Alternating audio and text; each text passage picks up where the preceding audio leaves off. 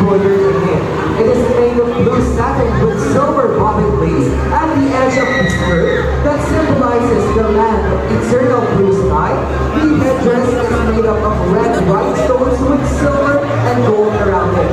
Mongolian archery stands as a testament to the prowess and resilience of the nomadic warriors from the steppes of Central Asia. The tradition dates back thousands of years, with the bow considered a symbol of strength and survival.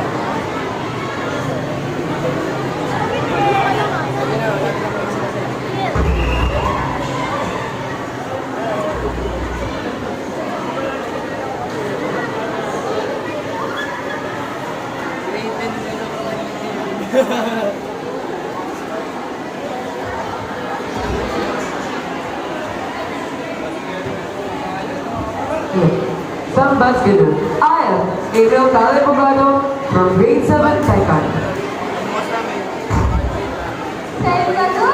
Hi, Mabinians! I am Freddy Martin Piniligiran from grade 7 Macadamia. Proudly honor us to represent the land of the eternal blue sky, Mongolia!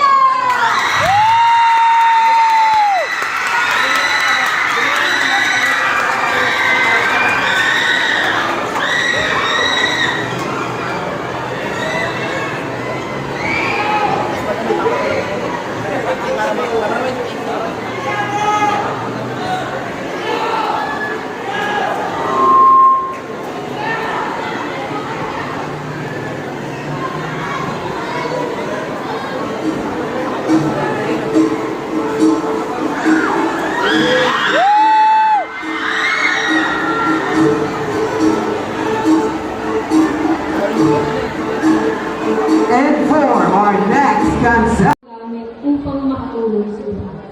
Muli, anong aspeto ng United Nations ang pinaka-nakaka-inspire para sa inyo?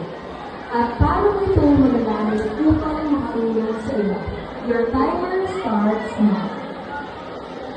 Maraming salamat po sa napakagandang katanungan.